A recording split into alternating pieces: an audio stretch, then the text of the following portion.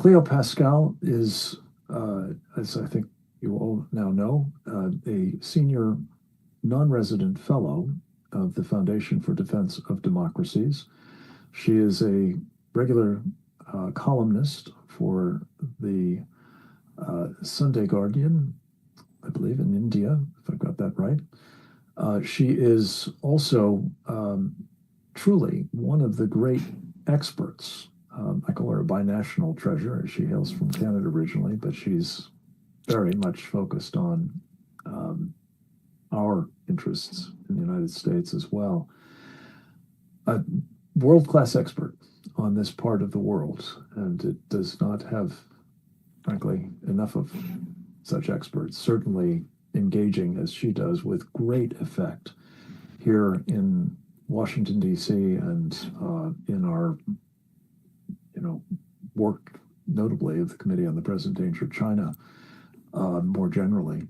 We are deeply grateful to her for all of that, and most especially for her willingness to make enormous personal sacrifices to participate in programs like this with some regularity, and we're delighted to welcome her once again to the Committee on the Present Danger of China's webinar on the question of will the security of America's western frontier perish with Northern Mariana's governor, Palacios. Cleo, welcome. Over to you. Thank you very much, and thank you for covering this. And I wish it wasn't 3 a.m. so that I could open up the hotel bathroom. Sorry, this is. I'm a little jet lagged, so this could get interesting.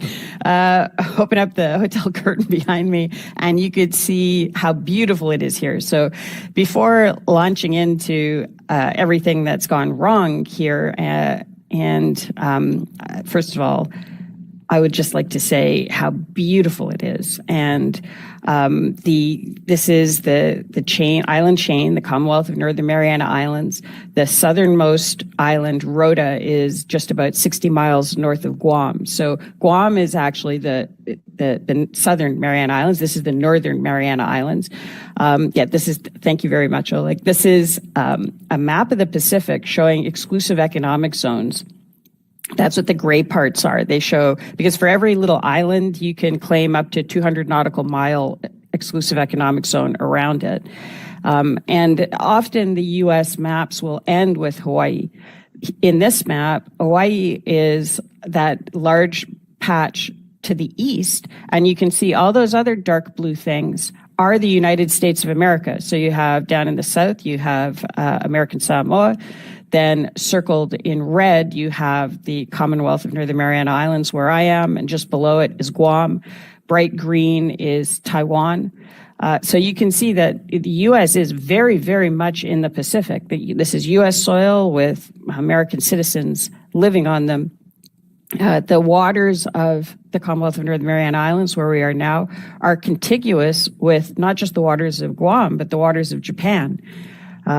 So people will often say they're remote, but they're remote if you're sitting in New Jersey. If you're sitting in Japan or Korea or Taiwan, they're about a 3-4 hour flight. So this, where I am now, is close, within 3-4 hours of some of the world's major population centers. And this place is beautiful. Rota's the Garden Island. It has incredible vegetation. You can go hunting for deer there. Here on Saipan, where I am, the beaches are beautiful. There's historical sites all over the place because this belonged to Japan from 1914 to 1944. And then this was the site of one of the most brutal World War II battles. This is the bonsai charges, suicide cliffs, all of those things that they highlight in World War II battle movies happened here. And you can go and commemorate at many historic sites, including a very good World War II museum. And then the island in between Rota and Saipan, where I am now, called Tinian, almost exactly 80 years ago, 80 years ago next week, the Enola Gay took off from Tinian and began the chain of events that ended World War II in the Pacific. And August 15th will be the 80th anniversary of the surrender of Japan. So this is one of the most interesting parts of the United States, one of the most beautiful parts of the United States, and it's one of the newest parts of the United States. After the war, it became, because Japan's mandate obviously was no longer extant, it became UN trust territory entrusted to the United States. There was a period right after the war and for quite a few years when Saipan was closed. The CIA was running all sorts of training operations here under a program that was run by what was called the Naval Technical Training Unit. And it then became the site for the Micronesian Congress, where delegates from all over Micronesia, those three countries just below Guam, Palau, Micronesia, and Marshall Islands, came here to Saipan to decide their post-war future. And the result of that was those three countries, Palau, Micronesia, Marshall Islands, voted to become independent, but to develop this very unique relationship with the U.S., the Compacts of Free Association, that allowed them to live and work in the U.S., that gives U.S. financial support for services, that gives them U.S. Postal Service. But what they gave was a deep tie to the U.S. that includes strategic denial. So foreign militaries can't operate there without U.S. acquiescence, and the U.S. can deploy in various capacities across that whole Central Pacific. So that was decided here in Saipan. And that's what allows the U.S. to get to the first and second island chain. That's what makes the Central Pacific the strategic heartland of the U.S. Because as was found out in World War II, if a foreign power controls that whole area, which Japan did for 30 years, the U.S. isn't safe. But if it's free and open and outside the control of an aggressive foreign power, economies can flourish across the region and the U.S. is safe. So what's going on now is China is very actively, through political warfare, trying to undermine that agreement across those three countries, Palau, Micronesia, Marshall Islands. And one of the ways that they're doing it is they're coming in through the Commonwealth of Northern Mariana Islands here, the U.S. This location allows Chinese to enter without a visa. The woman that runs, that represents CNMI in the U.S. Congress has been advocating for a lifting of the caps on direct flights, and we'll get to all of that. But I'd like to now talk about the place is beautiful, and the place also has heroes. And one of the great heroes, American heroes, was the governor of the Commonwealth of Northern Mariana Islands, Arnold Palacios, who passed away on July 23rd. We had the privilege of knowing Governor Palacios personally. He spoke at FDD. I recommend everybody go and watch it. It's incredibly insightful, but also touching. He spoke about how trying to clean up corruption in the Commonwealth of Northern Mariana Islands was left him feeling like John the Baptist, and how lonely a fight it was. And that's because since the Commonwealth of Northern Marianas, I'll just say Northern Mariana Islands from now on, joined the U.S. because of its little loopholes here and there around labor laws and immigration laws. Some of the worst people in the world, but also some pretty dodgy Americans, have tried to use it as an entry point. So this was the Chinese set up garment factories with slave labor-like conditions. I mean, they had people just horrible, horrible stories. But that was facilitated in part by Jack Abramoff. There's always a domestic component to the facilitation of these outside forces. The Chinese Communist Party is going to do what the Chinese Communist Party does. And it's up to us to try to defend against it. And that's what Governor Palacios tried to do. And he did it as part of caring about his people. So to give you two other examples of the sort of things he did, there is a move now to permit the Mariana's US dollar digital currency to facilitate online gambling. Governor Palacios vetoed that. It went back to the legislature where that veto was overridden and it passed. He also, at a very personal level, did things like tried to make sure that there was a public cemetery available here because they're burying people 4 feet deep in other cemeteries. There's a private one, there are church ones. And so he would advocate just for things like a cemetery for his people. This is across the board. He looked to see what the problems were for the people of CNMI and tried to fix them with calm, grace, and humor. So that's the sort of man he was. But the problems were just enormous. When he came in as governor in 22, he looked at what had happened during the COVID era. Commonwealth of Northern Mariana Islands was given about $1.6 billion in various federal fundings, including ARPA funding and CARES funding. And it was not properly accounted for. And this is a place with a population of maybe 45,000 people. 1.6 billion is a lot of money. And he wanted to find out what happened to it. The previous governor, Governor Torres, remember that name because you'll hear it again, hadn't kept proper books. And so Governor Palacios, who just passed away, asked everybody. He asked Treasury, he asked FBI, he asked everybody he could, please come and audit us.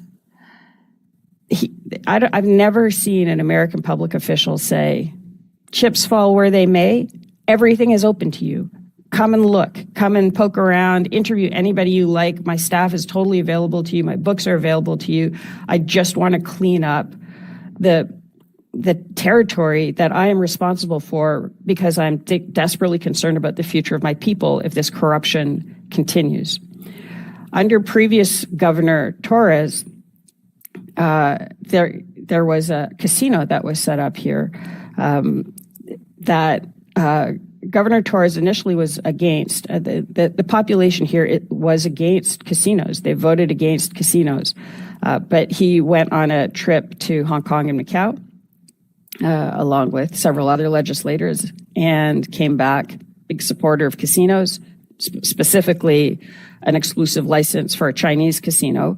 They wrote the legislation, and it passed. And within the first few months of it operating, it was running $5.3 billion in 3 months through less than 20 tables in a casino smaller than an Olive Garden. It was, according to a very good Bloomberg article from 2018 that spoke to several casino experts, there's very little chance that that was a legitimate operation. So if it was of concern, that means that there was Chinese-linked casino running billions of dollars into the U.S. economy, and there's no way that that could happen without the Chinese Communist Party's approval, if not benefiting in some way, sort of more or less directly from it. And again, that was under Governor Ralph Torres. Governor Ralph Torres had a chief of staff called Angel Demipan. Angel Demipan is also a former legislator who was helpful in drafting some of the legislation related to the casino. After that, after being chief of staff for Governor Torres, he went on to become legislative director for the current representative from CNMI in the U.S. Congress, a woman called Kimberlyn King-Hines.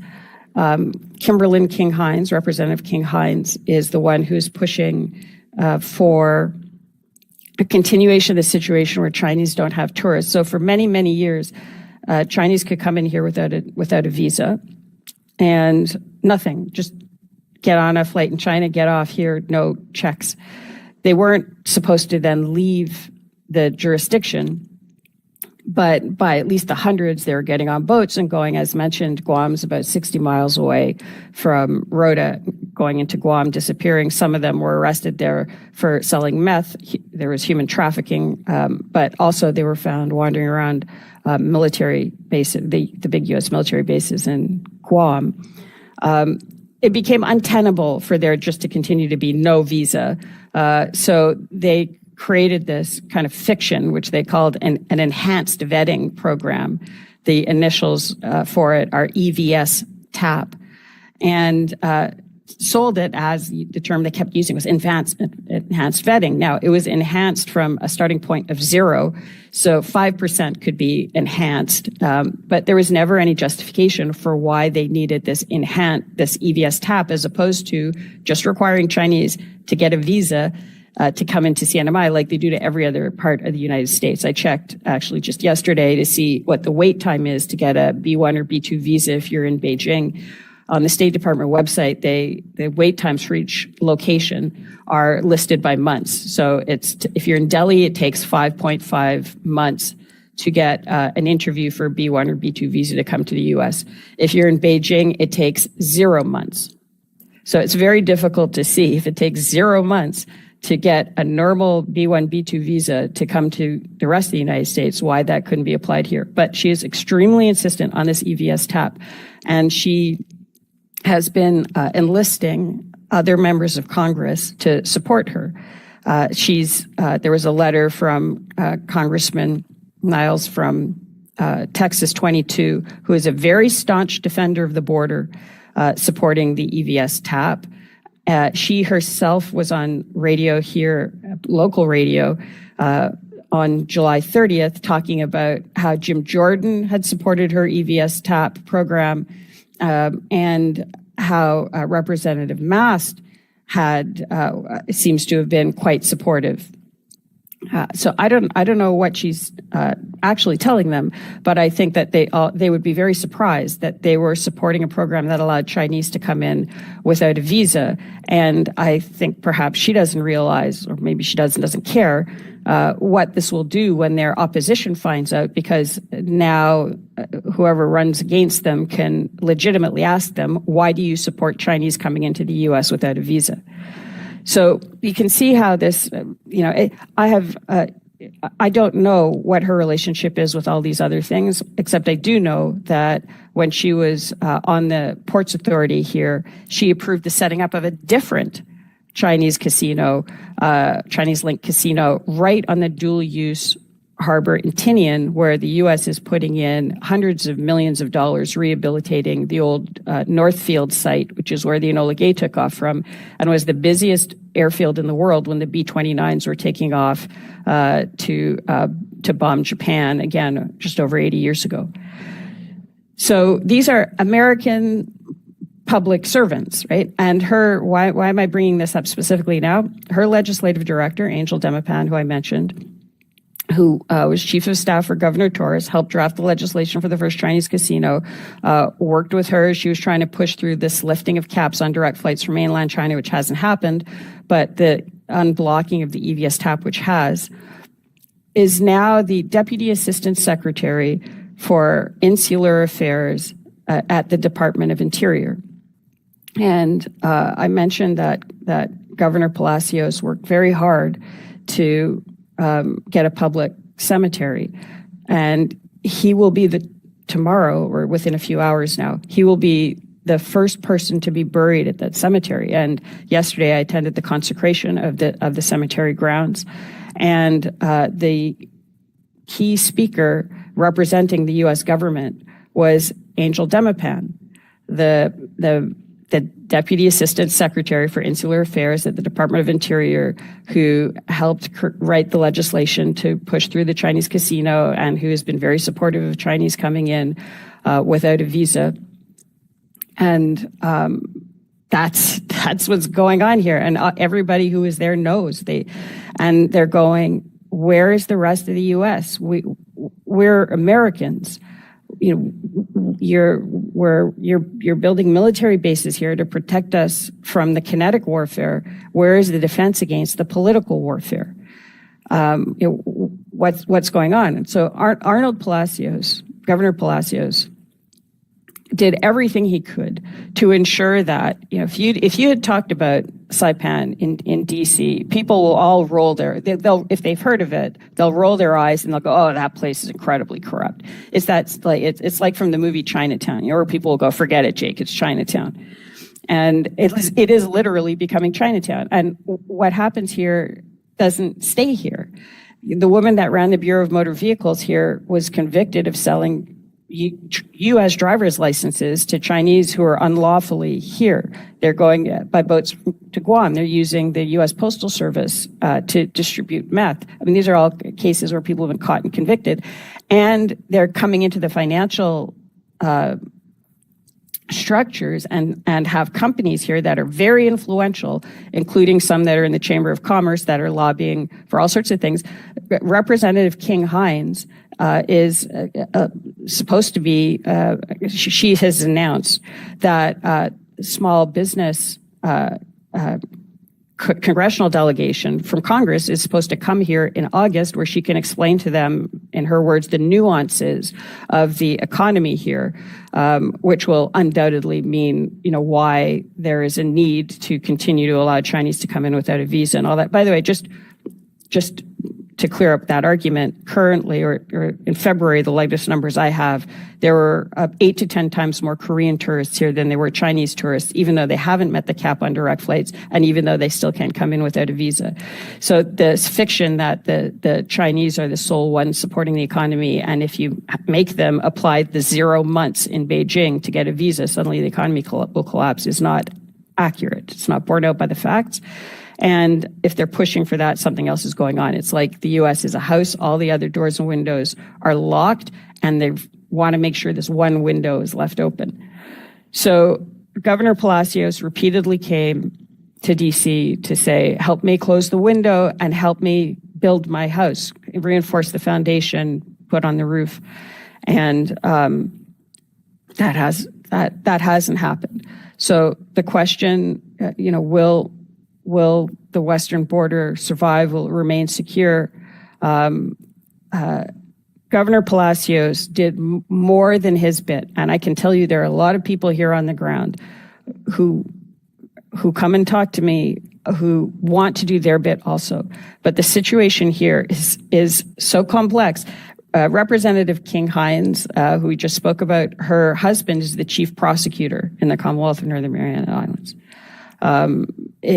And Governor Torres, who we spoke about before, who brought in the casino, or was part of bringing the casino, is rumored to be considering running for governor again in November 26.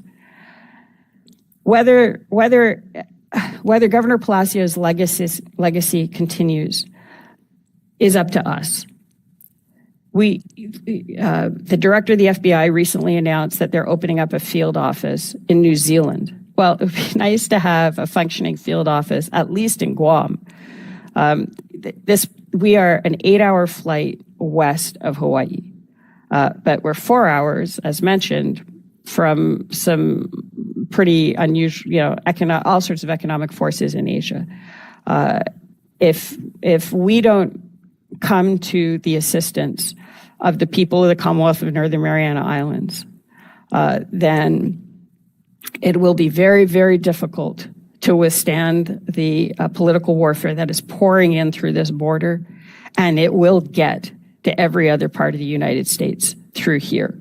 That, I think, is at least a secondary goal. The primary goal is to make, to come in, I think, and put themselves in a position where Guam becomes very difficult to defend, and whatever is being put in here isn't operational when the time comes. So you can put in your hundreds of millions of dollars for your divert airfield on Tinian, but if you haven't checked out what's in that building on the harbor that is now shut down, it's maybe we just don't know what's in it, and checked out what's going on with the grid, and checked out how many people are coming in on EVS taps and how many people are leaving. How many people have come in? Those numbers aren't available. So will it survive? It's up to us. There are a lot of people here who want it to. and in the memory of Governor Arnold Palacios, who did everything he could, I would request that please let's clean up Chinatown. Cleo, especially with being jet lagged, that was a tour de force in terms of really laying out what is at stake, what is happening, and some of the individuals that are playing, especially in the absence of Governor Palacios, potentially very problematic role, including, it sounds like, people working for the government at the moment, federal government at that. We're going to come back to you with some questions to